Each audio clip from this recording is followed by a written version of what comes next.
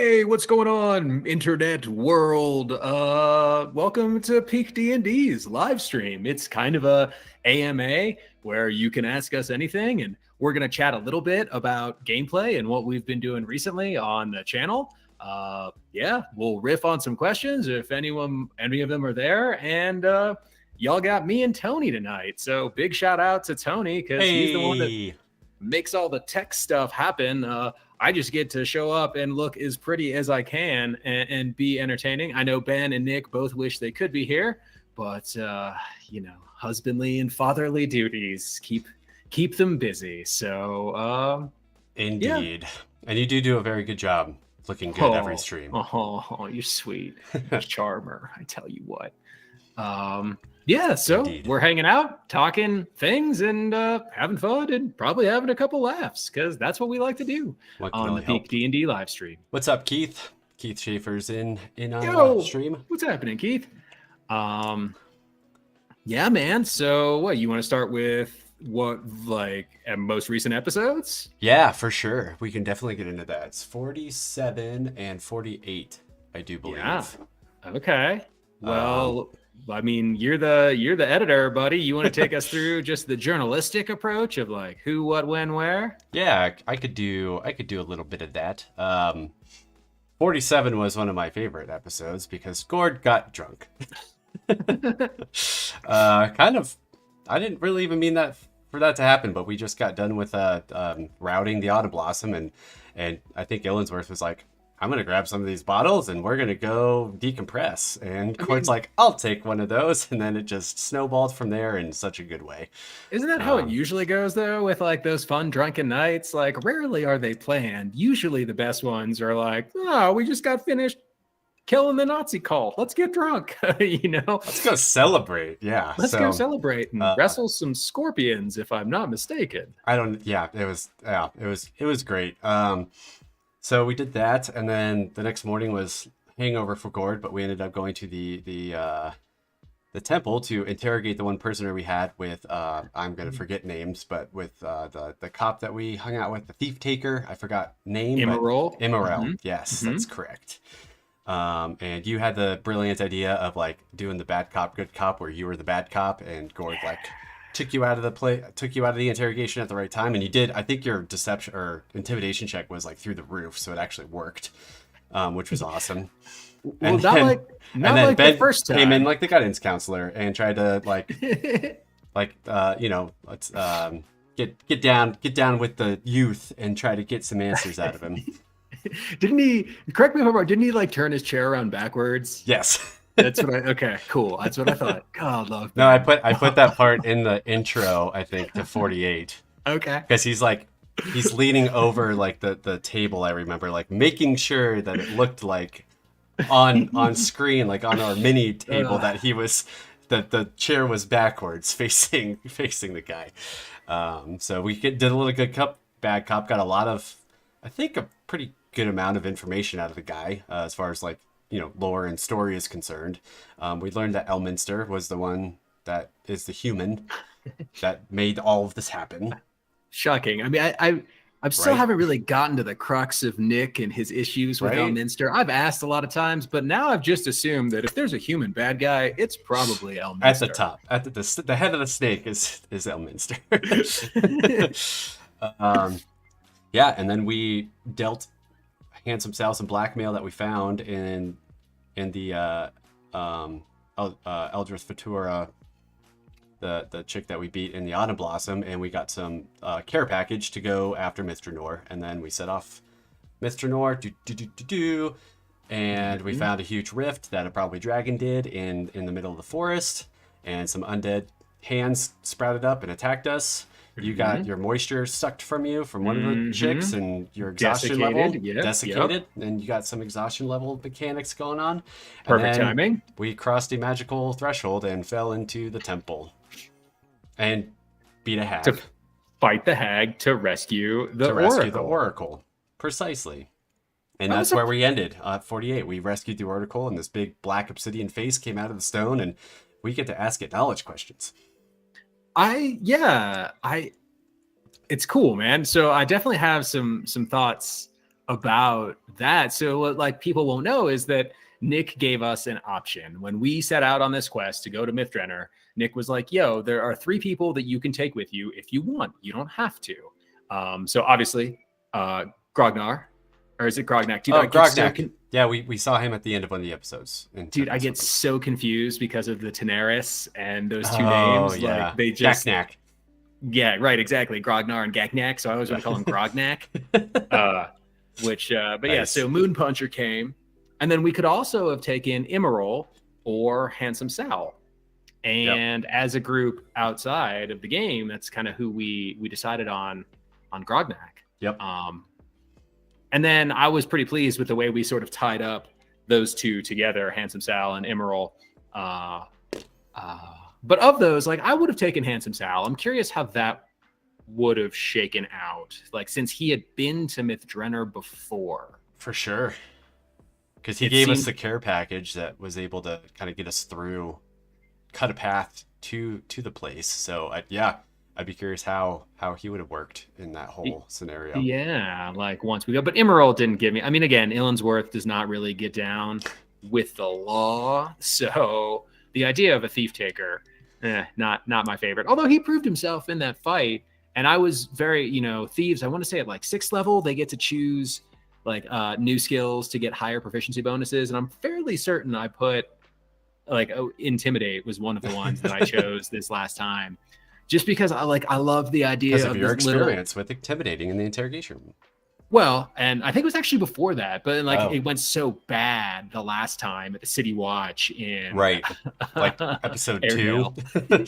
I think I tried to jump up on a table and like knock a bowl, and I put my foot in their oatmeal and fell down. It was not. And it's like what you Gord expect. had to cover it up. Yeah, it's like what you would expect when a halfling attempts to intimidate people. So I was like very pleased of the bad cop thing that we helped pull off. Yeah. So I appreciate your help in that, Gord. It was great. That was the best, the role that Gord could have played during that, because he's not going to be the best to ask questions about lore and what we're trying to do. So all of us played our respective role. Yeah, and I wasn't gonna that's all Jasty. He's the Mango Warlock, right? I don't how am I gonna help this situation? Yeah, exactly. The best I could do is, Yeah, and I was the big strong dwarf can take out the crazy halfling like that. that shows some intimidation too. So exactly, and you sold it well, so it all worked out. And then one thing that's super cool about that episode is Nick specifically got a really awesome compliment in the comments in that episode. Oh, nice. And so I meant to tell him yesterday, totally forgot.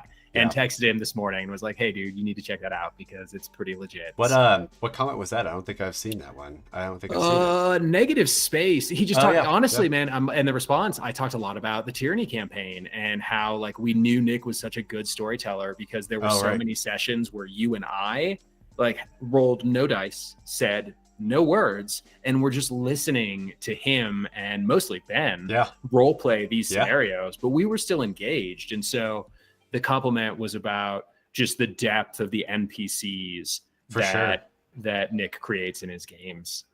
And in general, his storytelling, which yeah.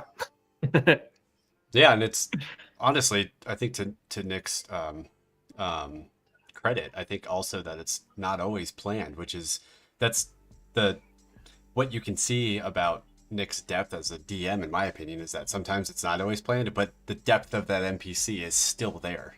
I feel like even Grognar, yes, he has he's very one-dimensional, but at the same time, I still feel like he's a very, I know him as a member of the party now. Oh, well, and you hear stories of actors, right, in roles who will, as part of their preparation, write 7-page backstories and have just that sense of, even though none of that ever comes out on screen and none of it ever gets shown to the audience, it's really just about their prep work. And I'm reminded of that quote that Nick likes to drop from Eisenhower about plans are useless but planning is indispensable. And so I'm fairly certain, whether there's physical copies or anything like that Nick Nick could probably tell you Grognak's grandparents' name and how they met.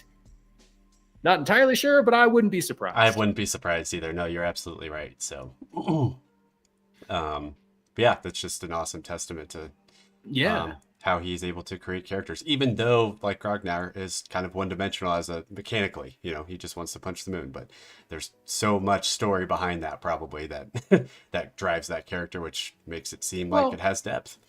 Even like the importance of purpose, right? Like, that is a big word that gets thrown around all the time, like purpose and passion. And like specifically when you talked about like living a good life and all that jazz. But like there is no question in anyone's mind what Grognar's purpose is. That half orc knows his purpose.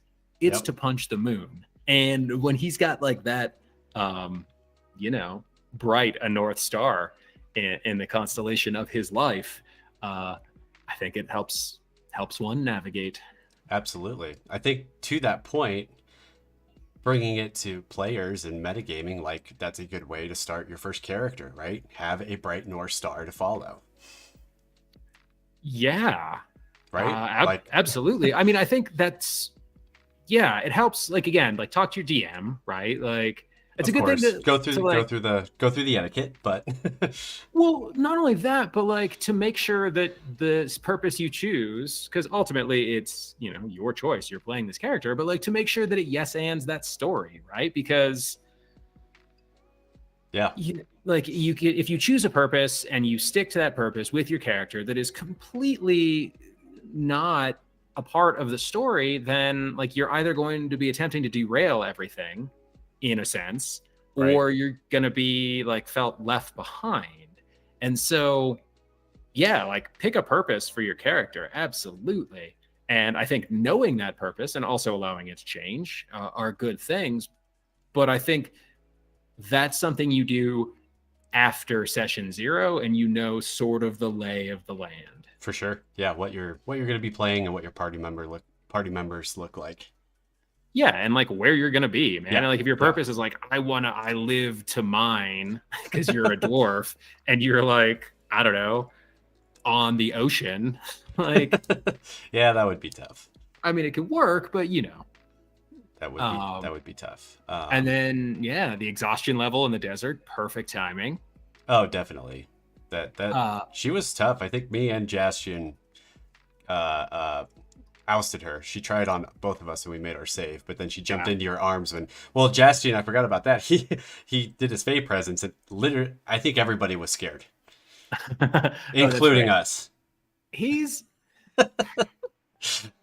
and then the homegirl jumped into your arms and then I put that spoiler alert for the intro of 49, but I put that little bit in there of like my hero, and then you fail your save, my moist hero. Well, thank you. Hydration is very important to me, and to her apparently. Yeah, right. Happy to share it with some evil desert. Has to come spirit out of somebody's body and give them exhaustion. Guess. Has to be siphoned. Sure. Poor gal. Now it's funny because I actually was thinking, I can remember sitting there during that fight and I was like, this isn't so bad. And then I got hit with the exhaustion. Yeah. But well timed with the exhaustion D&D ideas that are coming out too, though. So that all coalesced very nicely. It's funny though, because it actually happened in between. That happened after writing the first script. And so previously the only experience with exhaustion we had is when we found our little magical bedrocks. Right. That let us sleep in our armor. And so I wasn't able to draw, to use that as an example because it would have been better. But there you go. A peek into our production schedules. It's kind of all over the place now, but hey, we're making it work and you guys are getting stories. You said the wand of fireballs came from the hag in the cave? I thought that was from the woman, the cult leader. The cell leader. Yeah, you might be right actually about that. The hag was throwing something. She threw some magic around. yeah, maybe the magic missiles? No, they I want to say it was a wand of some sort because I do remember because I watching back to make like the little intro bit for 49 today is what I worked on, like the beginning of 49 and I got to the point where we were all surrounding her and Nick, it was it was her turn, and Nick was like trying to do eeny meeny miny mo of like who he's going to attack, because he had the code of cold that he could only hit one of us because we were all right there. And he was like, he pointed at me, I'm pretty sure, and he's like, and you knocked my wand out of my hand, and I'm still cross about that. Okay. So she had a wand of some sort, and we got it.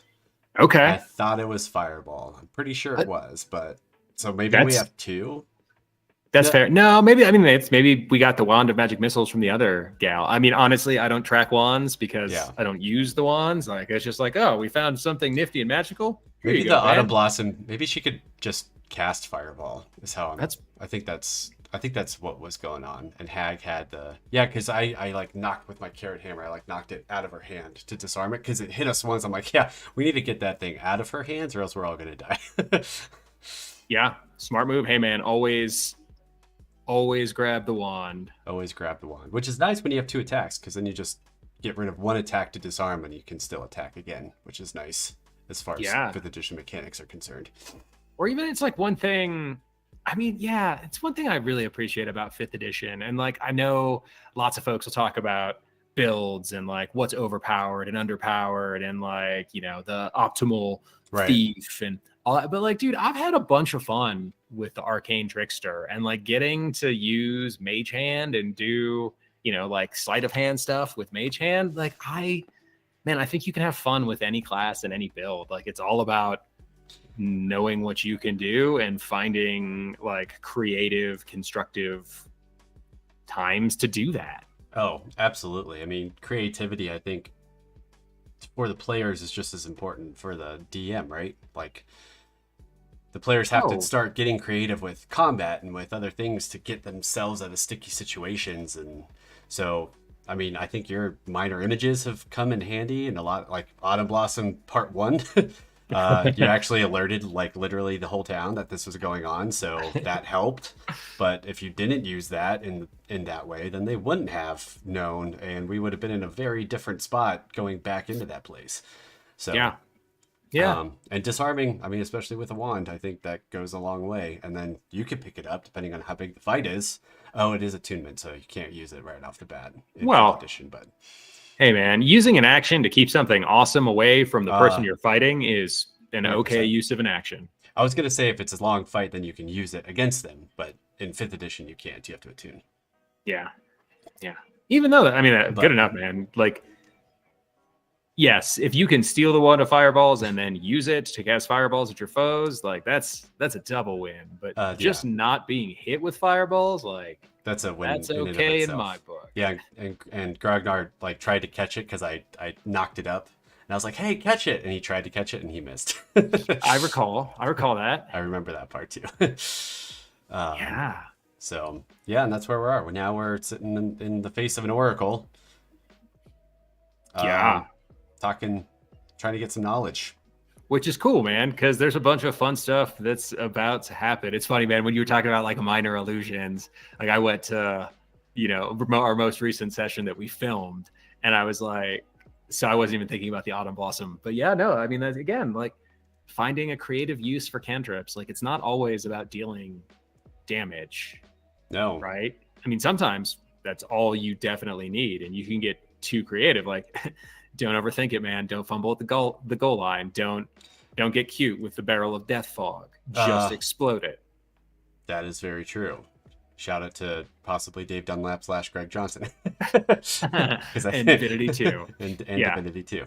No, it's funny. Like, that's exactly right. As far as it's not always about damage. And that's what I brought up to you on Saturday for our monthly game, was going into the last battle. We concluded our monthly game where Ben was the DM for us, and we played through, what did we play? Rise of Tiamat, or Cult of the Dragon? Yeah. We played through 2. We played through 2. We killed Tiamat. And we killed Tiamat, which he had a sweet mini, which you'll probably see in the backgrounds of some videos now. But we actually got to play with it. But I was worried because my druid just kind of fell flat, in my opinion, of how it all shaked out with that character. I just wasn't really into him, and druids are kind of weird mechanically anyways. I was like, I just don't know what I'm gonna do, so I'm just gonna try to buff and and help out, not damage wise. And what ended up happening towards the end was I turned into an air elemental in order to get the extra movement, in order to cast Greater Restoration on our wizard that went dumb. That basically was one part in saving the day. Oh, because then he was able to cast Wish to get us all back up to HP. Right, because I had 15 hit points as a barbarian with over 300 hit points and was like on the back of hanging on the back of Tiamat. Didn't you have Meanwhile, one? Didn't you have one hit point? Would you? I was down to one. Yeah, because I had like the relentless endurance. Yeah. Did you get healed in between that, and the full heal? No, it was just a full heal. But although I found out because half orcs and barbarians both get those, and so I don't know. It didn't come up mechanically, but I may have been able. Can it pop it twice? Yeah, to be relentlessly endured. But like we had our other dude was like mind controlled, and so yeah, had you not been able to, and it was a long way, and we were on like a ravine. Like it wasn't just like, oh, I can run over there. Like I had to be able to fly, and it was 90 feet away, which 60 feet is pretty much the top that you can move. So yeah, I was trying to get over there in one round and cast Greater Restoration, and I was able to finagle it mechanically to make it work. Yeah, and little things become big things, man. Like, had you not used your turn to do that, to unfeeble mind our wizard, who who then used a wish to heal us all, there is no telling the situation that would have unfolded had you made a different choice. Yeah, but it was all not combat based, or combat damage based, rather. So yeah, and I think druids have a pretty good plethora of things to do in that regard, especially low levels, being able to turn into things. So for all you druids out there playing a druid, use those animals use those animals creatively. Yes, like to turn into weasels so you can get past all the traps and end up becoming a vampire lord. Wake up the vampire lord that was never supposed to be woken. Yeah. That too, that can happen too. It's interesting to see. Yeah, I'm very curious to where this is all going. I will refrain from dropping a whole bunch of spoilers. Right. Yeah. But I'm excited to see how this all shakes out. Yeah, filming wise, we're in a very interesting place. So it just gets more interesting from where we are now. Like I think the last filming session completely kind of changed the game.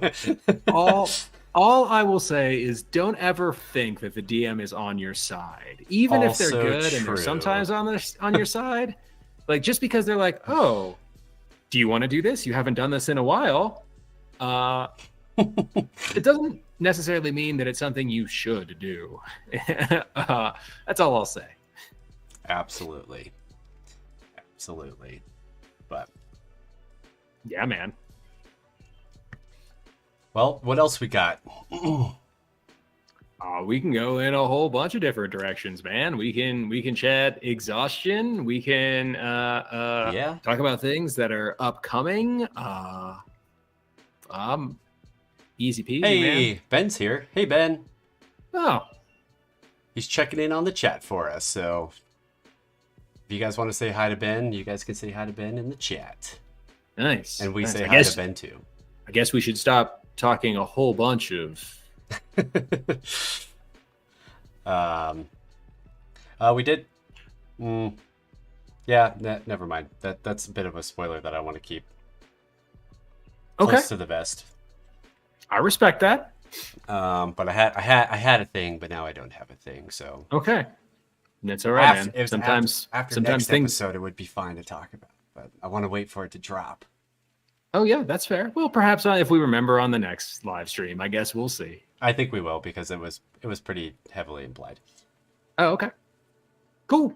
But yeah, so let's see. As far as the exhaustion mechanic goes, you're on 3 now, coming out with 3 next week. Is that correct? Yeah, no, Ben and I, should everything line up well, are going to shoot that script tomorrow. So it should be out a week from, and super cool, man. Like I'm very, very pleased. How it turned out? Yeah. With not only how that turned out, like speaking again, we are but a level 2 fledgling channel, right? Like we don't have, so we're on the way up, which is awesome, but like it can also be kind of thankless. And so we got a cool comment that I know both kind of like buoyed Ben and I from someone that isn't like friends or family. Awesome. But like literally someone who just saw the video at the right time and was like, thank you. Like it helps me out a lot. And that means a lot. Like it's it can be a thankless YouTube world out there, right? And so it's nice to, I don't know that like we are trying to, like that we are making a positive impact on at least someone's life. Like we put a lot of work into it and it's a pretty rad thing. And it's nice. Yeah, it's nice to hear that you made an impact. So that was super cool. Absolutely. That's awesome. I need to go track down that comment and just check it out. I'm afraid to go over tabs and change what everything looks like on our stream, but I will do that soon. It's great. It's great when you impact one person. Like it doesn't matter how many. It reached somebody, and that was the whole point of making that video, is for it to reach somebody. All those D&D videos, like that's all just my pet project. Like, look, if nobody else, I very much enjoy it, by the way. I think it's awesome. Oh, thanks, man. Framing things in terms of the game has really helped me wrap my mind around some kind of like heady things. And so 100%. But what's fascinating is, there's like this all too human glitch, right? Where like the words of strangers will mean more than like the words of your loved ones. And so in game, you would be like, you get like what the NPCs think of you mean more than what your party thinks of you, right? Like the kind word from the shopkeep like means more than like what your, best buddy you've been adventuring with and saving the world had to say to you. And the reason I say that is because we actually got a similar comment on the first video, but it was from like friends and family of ours. Mm-hmm. Which is still cool, but it's just funny how like, I don't know, the difference between friends and family, like what friends and family, who arguably like those are the opinions that should mean the most to us, right? The people that love us the most. But then it's like the random stranger where you're like, what? I would say I'm trying to formulate my words to respond to this, but it's your words, Tony. I'm trying to use my words. Maybe I should, in the words of Gord. No. I think my from hearing that and what first came into my mind of why that phenomenon is, and I'm sure you have plenty of thoughts and quotes of what that phenomenon is, but it's almost like something from the outside world, like your friends and family, like they just don't always acknowledge that or always say that because it's kind of a given at that point, or depending on the relationship. So it's almost like the external, like the universe telling you like what you're doing is like still right, or still on the path that you want to be on, or still like good, or whatever you're searching for. It tells you that from a different standpoint, rather than it being a given in your friends and family sort of flow. So it's like a reiteration of that you're on the right path, essentially, is kind of what I think that's absolutely true. I think in a lot of ways, like we never really know the full impact of our actions and our words, right? Like we don't have the capacity to see that. So it's like everything we do is throwing stones in a pond, and we don't actually get to see those ripples. And it's cool when we do. Yep. I think it is part of that. And then to your second point, I've always kind of thought of what you just said, like taking things and people and places and lives, taking things for granted is the dark side of adaptation. And adaptation is arguably what allowed us to get here as like a species. And so it's weird, but it's true, man. The more contact you have with anybody, anything, like we just start to get used to it and take it for granted and adapt to it. And it's shitty, but it's true. What is it in Treasure Planet? I remember the Disney movie, the when they're setting off for adventure, the troubled youth, what's his name? I forget his name now. And the doctor and the scientist is like, this will be a good chance for us to get get to know one another, because you know what familiarity breeds? Well, contempt. But in our case, Yeah, dude. I so mean, I mean that's kind of a very witty and funny line in a Disney movie, but it's also in a weird way very true. oh, yeah, man. Like yeah, no, it is absolutely true. Like without a whole bunch of conscious effort to like see those things, to keep those like beginner's eyes and like Yep. really practice gratitude and appreciation, like that's our default. We just get used to stuff, man. Like, you know what? There will come a day if we persist with this where like, dude, so 100 people are going to turn up to our live stream one day and we're going to be like, oh my God. And it's going to blow our minds. And It's then true. if it keeps happening, we're going to get used to it.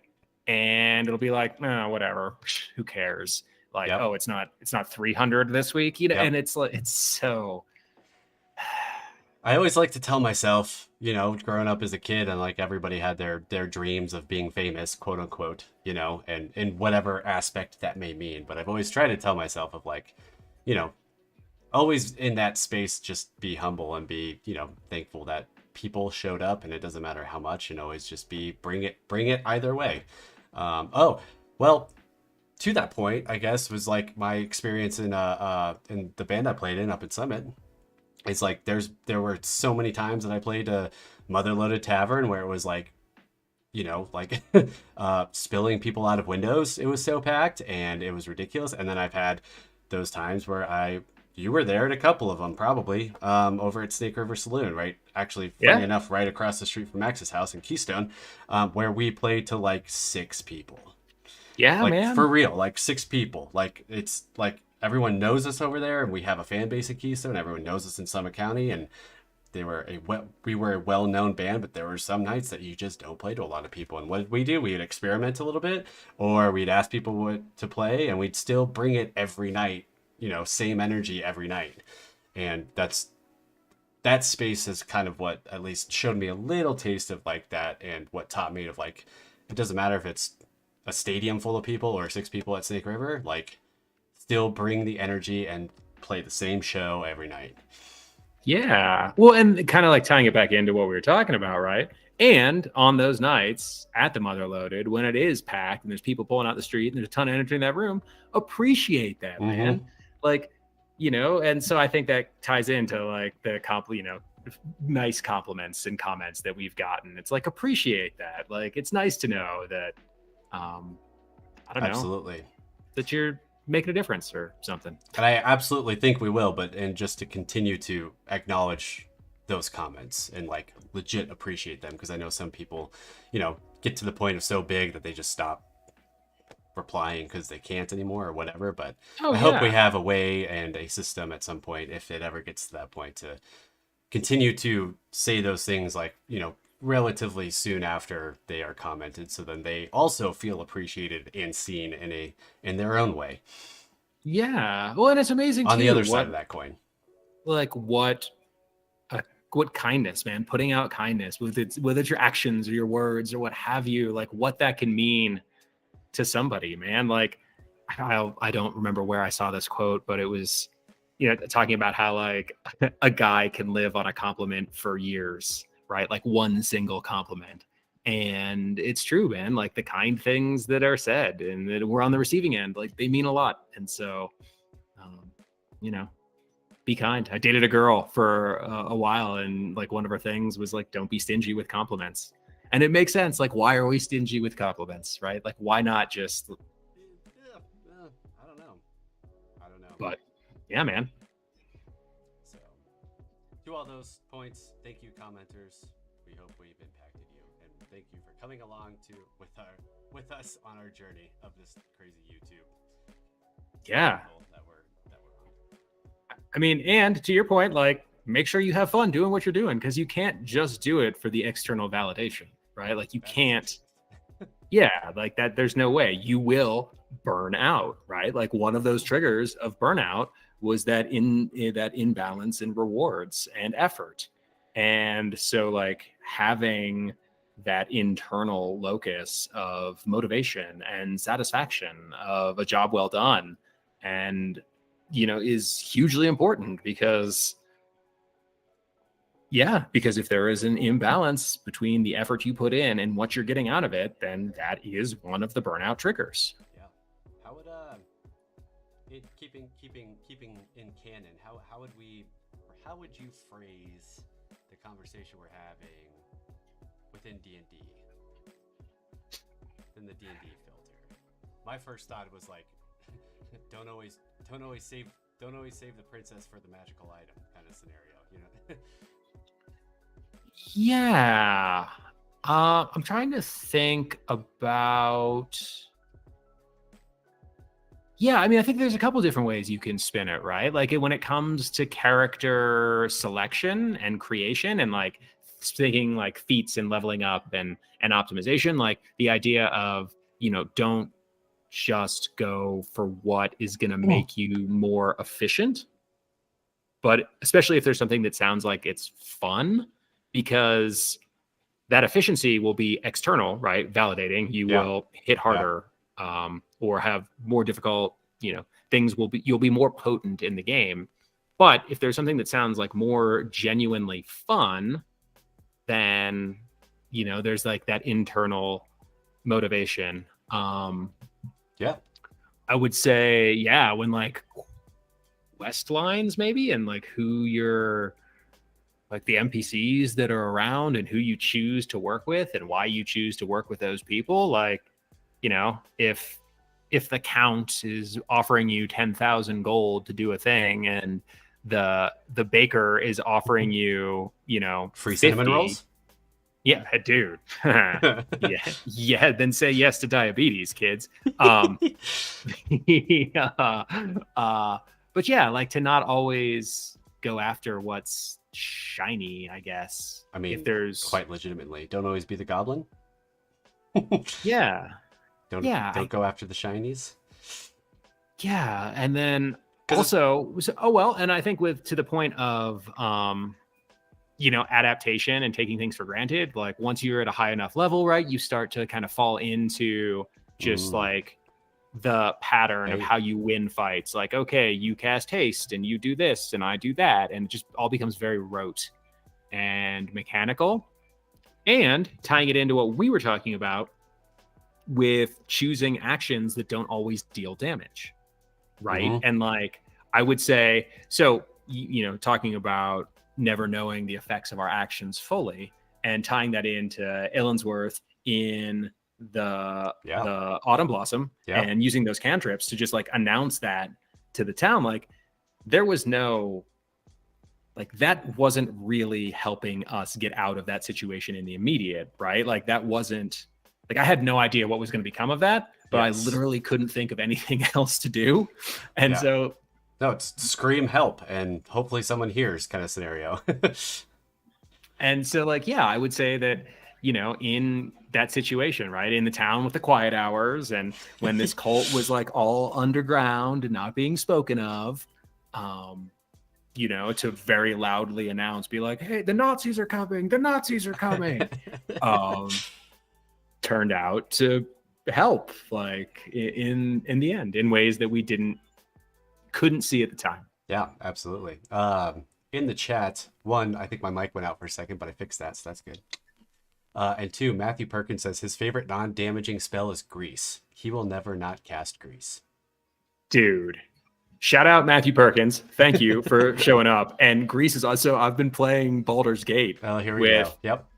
One of my buddies, and I had like 6 scrolls of Grease, and we're in Durlag's tower, and like I have used it so many times, and to good scenarios happening or bad? Oh, to good ones. Good. Like it's one of those that I'd like never memorized, and I kind of like poo-pooed. But then you have Grease 8 scrolls of it, so you might as well cast it. Yeah, and your scroll container is full, and dude, it has saved us. Like we just got through the last 2 layers, and it saved us like 3 or 4 times. And Grease in game, it's just one of those spells that like the applications. I mean, what are your imagination? Yeah, right. They can be knocked anywhere. Prone. Grease can easily. They can be. It's difficult terrain, if you will, in 5th edition, or you're slipped and knocked prone, or you cast a fireball and it goes boom.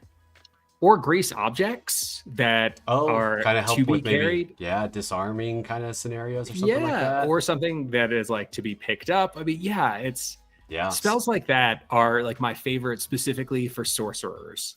Yeah. Because I know whenever I have played those, like the main thought that goes through my mind is, okay, like which of these spells am I going to be able to cast every day? Like, because so many are so situational. Oh, that's true. And if you only get, if you only know three. Quantity over quality, kind of sort of scenario. Yeah, sort of like utility and optionality. Especially sorcerer. Yeah, now I see what you're saying, because you have to learn them. You don't get to grab more. Right. It's once you've learned, you're done. Right. Like, what am I possibly going to be able to use the most days? Yeah. And Grease is awesome with that. Again, like that's why like those cantrips and illusions are also good, because the more you can bring imagination to it and creativity, like it just widens the potentials. Or it's just guidance. Best cantrip in known to man. I mean, I do like that fold from previous editions into 5th editions, the just like infinite cantrips. Especially like out of rounds, for sure. Just constantly casting. But even in rounds, man, like, dude, come on. I feel like everyone has been a wizard with no spell slots who's just like, all right, I guess I'm going to charge ahead with my dagger. This is going to end well. Yeah. And then you have the cantrips, and you can cast Firebolt. Right. Which, to that point, like back on Saturday, before our wizard got enfeeble-minded, I was looking through and how cantrips like scale. I was like, oh shoot, Sacred Flame does 4d6 damage at high levels. 5 even, yeah. I was like, I'm dumb, and I took that 1 level of cleric, so I don't think I get the last die on my character. I was a 19 druid and 1 level cleric, which don't ever do that, kids. Don't do that. Just 20th level, 1 class, and then you get the cool stuff at the end.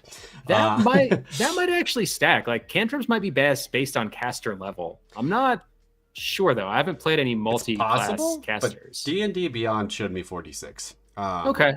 But the fact that they scaled to that point, it's like, even though we were fighting Tiamat, but 46 was still a pretty decent amount of damage if I ran out of spell slots. Yeah, just default to Sacred Flame. make that roll. I mean, chances that's a lot more than you would have done with your quarterstaff. Yes. Bonk.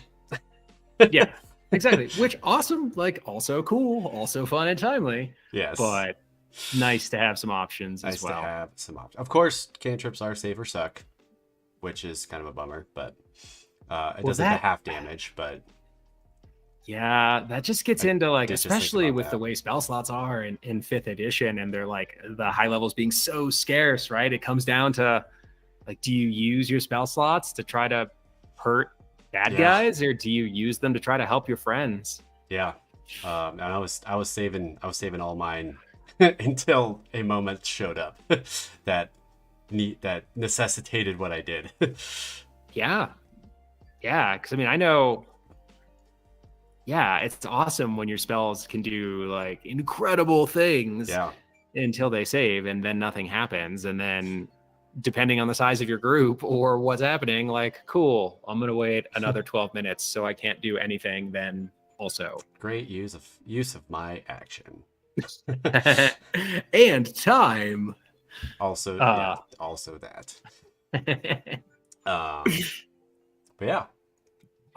I'm excited though for the part 3 of Exhaustion. There's a little bit of like information specifically about like prevention.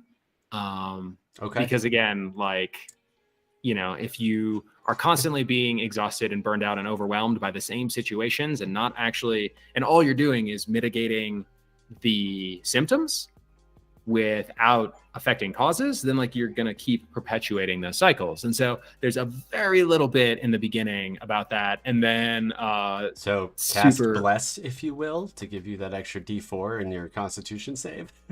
I mean, yeah, essentially, to just give you that little bonus that could help. That could prevent some of that damage. And then I'm super curious how the special treat will go over. I really like it, and I know Ben was on board. How the what? We like there is a special treat at the Oh, end of nice. Exhaustion Part 3. Hey man, if you guys are excited about it, then I would imagine that Yeah, it'll we click with definitely everybody else. So shout out Ed Robinson. Definitely gave us some help on that, and so I'll be very curious how it goes over. But I like it a lot, so we'll see. sweet. Yeah, man. Oh, now I remember what you're talking about. Yeah, It is pretty cool. I thoroughly enjoy. yeah, And I think a lot has a lot of things in it that people will, whether they, let's see, mechanically use it or not, they're gonna, I think, enjoy just reading through it because it'll hit a lot of points of just real life of yeah. going through that kind Well, of thing. And yeah. Well, hopefully it doesn't hit a little. It's like, I mean, it could be a little on the nose. But what's funny is that I realized as like going through and tinkering with it, last live stream we talked about like putting together the quirk table, right? oh To yeah, just make yeah, for yeah. more fun role playing. And then I realized in going through, I was like, oh, like we sort of did that there with like some odd choices. This is prototype of the Yeah, quirk table. in a way. But that's good. Like I appreciate No, playing. I think it'll hit on the nose like in a meme sort of way. You know what I mean? Like when you scroll through a meme, you're like, ha, that's me. Like Yeah, that's what I mean. You know what I mean? Like not like a, oh, I feel violated. Like how did you fair. call me out like that? It's more of like a, yeah, that's what I do. Yeah, yeah, and it's so great. Like all of the whole exhaustion, like all of those ideas, and like art imitates life, life imitates art, right? And like inspiration is everywhere; it's all where you look. And so all of this exhaustion stuff literally stemmed from a half an hour conversation between Ben and I Yep. in December. And so like I'm a big fan of gallows humor and humor in general, just to make to like laugh Yeah. through things. It's part of the way that I handle stuff and cope. And so like in the midst of this conversation, we found something to laugh about, and that was like the genesis Mm-hmm. of what happens. And so yeah, Well, just and I then mean, like makes me smile. huge shout out to Ed Robinson to make it like probably I've did like mechanically sound, Oh, which is dude. awesome. Like yes, I will give that man a giant hug of thanks when next we cross paths, because I mean he's the only one that he made Yeah. that possible, Yeah. which is rad. And he was so like, as soon as I pitched him the idea, he was like, "Oh yeah, when do you need it by?" Like, I got this. He's just like, great idea. Let me hash it out for you. no doubt, no doubt. Mechanically speaking, so Yes, yeah, yes, it's yes, gonna yes. be it's gonna be good. Yeah, I hope so. I think so. I think so. But yeah, let's see. We're kind of coming up on our hour, but we can still chat for a little bit. Yeah, man. Ben's as far as cantrips are concerned, Ben shouts out Minor Illusion, honorable mention via Illinsworth. Oh, surprised he didn't shout out guidance. I mean, also true. He has not shouted out guidance yet, but No, it's him interesting, being like, in the chat is guidance enough. He's casting it on us now. So no, great. it's super sweet. So another good buddy of ours who used to live up here and moved away, Jay, Mhm. he actually mentioned minor. Yeah, he mentioned that cantrip to me. Like I never really paid much attention to it, but he had like a fighter and took a feat that gave him some cantrips or whatever, Yeah. and he took that just to have something to do. And it's one of those that just stuck in my mind of, again, like one of those huge utilitarian spells of like, who knows when this will come in handy? Probably Yeah. not in a fight. Like it's not going to do damage. It's not going to kill the kobold. But it might be able to do a whole bunch of other stuff that is Yeah. every bit as important. Yeah. Or like I've been watching, as most people probably are in our repertoire, is the Legends of Vox Machina, and there's a scene in there where the Scanlan, the gnome, he casts Minor Illusion because he's actually held prisoner, like grappled, basically held, and he casts a Minor Illusion of himself. So then they let him go to get the illusion. So then Oh, he yeah. actually got let go. So another, place that you could do that is if you're grappled, you can maybe make an illusion and then they ungrapple you and then you can escape, kind of scenario.